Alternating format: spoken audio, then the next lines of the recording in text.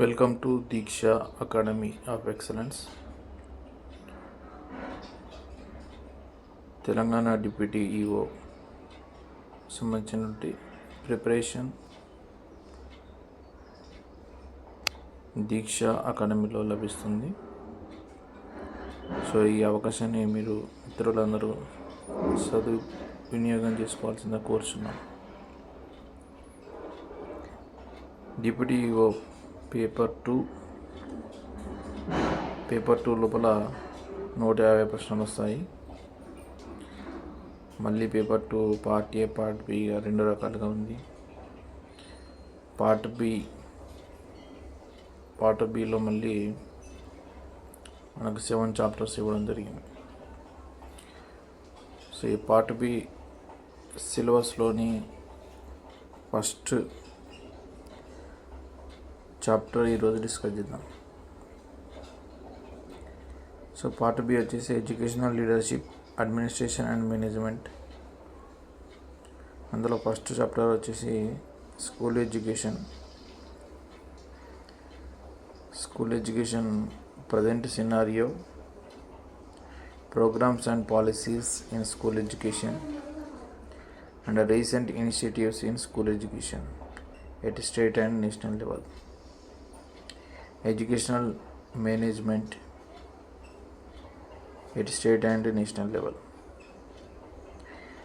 ఇందులోనే second part వచ్చేసి school administration, macro perspectives, school administration at national level and state level, school administration at the district and sub district levels. Third one వచ్చేసి school management and administration. ఇందులో కూడా micro perspectives, building mission and vision of the school, institutional development, planning and implementation of institutional plan. So ఇది first చాప్టర్కి సంబంధించినటువంటి విషయాలు. ఇందులో 10 questions వచ్చే అవకాశం ఉంది. 10 క్వశ్చన్స్ అంటే ఈచ్ పార్ట్ నుంచి మనకి 3 క్వశ్చన్స్ వచ్చే అవకాశం ఉంది. సో మళ్ళీ ప్రతి పార్ట్లో మనకి ఒక 3 సబ్ హెడ్డింగ్స్ ఇవ్వడం జరిగింది. సో ఈ విధంగా చేసుకుంటే మనకి సింపుల్గా ప్రిపరేషన్ అయిపోతుంది. సో ఈరోజు వచ్చేసి స్కూల్ ఎడ్యుకేషన్, ఇందులో ప్రజెంట్ సినారియో చూద్దాం.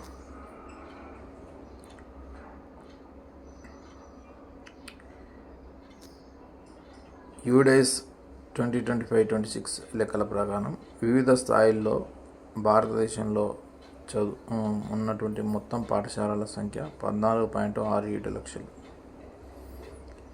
ఇందులో చదువుతున్న మొత్తం విద్యార్థులు 24.72 కోట్లు. మరి దేశవ్యాప్తంగా ఉన్న అన్ని ప్రభుత్వ ప్రైవేటు ఉపాధ్యాయుల సంఖ్య 1.3 కోట్లుగా మనం నిర్ధారించడం జరిగింది. సో ఈ ఎడ్యుకేషన్ అనేది 1976 42వ రాజ్యాంగ సవరణ ద్వారా విద్యను అప్పటి వరకు ఉన్నటువంటి స్టేట్ లిస్టు నుంచి కన్కరెంట్ లిస్టుకి చేర్చడం జరిగింది. అంటే రాష్ట్ర జాబితా నుంచి ఉమ్మడి జాబితాలోకి చేర్చడం జరిగింది. 42వ రాజ్యాంగ సవరణ, దీన్ని మనం మినీ కాన్స్టిట్యూషన్ అంటాం. ఇది ఇందిరాగాంధీ హయాంలో జరిగింది. సో ఇది article 45 DPSP directive principle of state పాలసీలో ఉన్న ఆర్టికల్ 45 ఏం చెప్తుందంటే 6 నుంచి 14 సంవత్సరాల్లోని ప్రతి విద్యార్థికి 6 నుంచి 14 సంవత్సరాల వయసులో ఉన్నటువంటి ప్రతి శిశువు తప్పనిసరిగా విద్యను అభ్యసించాలి అని చెప్తుంది. మరి ఇది 86వ రాజ్యాంగ సవరణ 2002 ద్వారా సవరించడం జరిగింది. ఆర్టికల్ 45లో ఉన్నటువంటి 6 నుంచి 14 సంవత్సరాల వయసు పిల్లలందరికీ తప్పనిసరి విద్యను ఆర్టికల్ 21A అంటే జీవించే హక్కు ఆర్టికల్ 21 కింద ఇది చేర్చడం జరిగింది. ఇప్పుడు ప్రాథమిక హక్కు అయింది.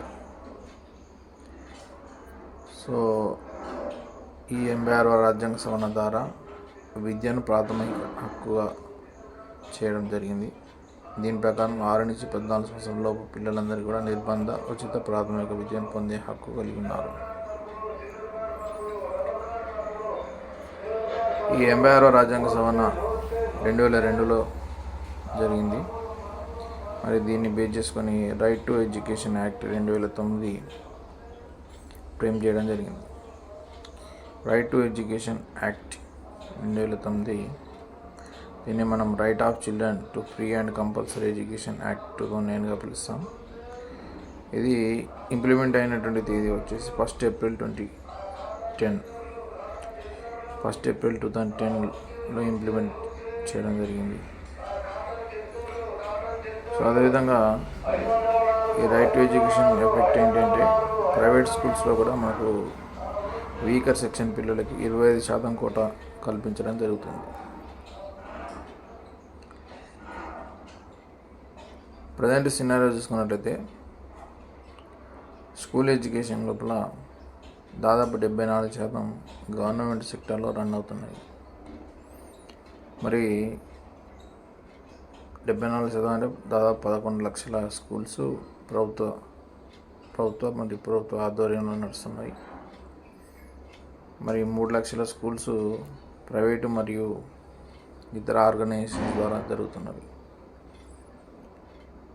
మరి ఈ రిటెన్షన్ రేట్ అంటే నిలుపుదల అంటే పాఠశాలలో జాయిన్ అయిన ప్రతి విద్యార్థి అకాడమిక్ ఇయర్ ఎండింగ్ వరకు కొనసాగిస్తే దాన్ని ఏమంటే రిటెన్షన్ అంటాం. సో మరి సెకండరీ స్టేజ్లో రిటెన్షన్ అనేది చాలా తక్కువగా ఉన్నది. ఇది 51% మాత్రమే ఉన్నది. 2025-2026 లెక్కల ప్రకారం సెకండరీ స్టేజ్లో రిటెన్షన్ వచ్చేసి 51%. అంటే డ్రాప్ అవుట్స్ చాలా ఎక్కువగా ఉన్నారు అని అర్థమవుతుంది. అదేవిధంగా GER జనరల్ ఎన్రోల్మెంట్ రేషియో, ఇది ఎన్రోల్మెంట్ రేషియో ఇది కూడా 58.4% ఉంది HSC లెవెల్లో. అంటే ప్రతి 10 మందిలో 4 విద్యకు దూరం అవుతున్నట్టుగా మనకు అర్థమవుతుంది.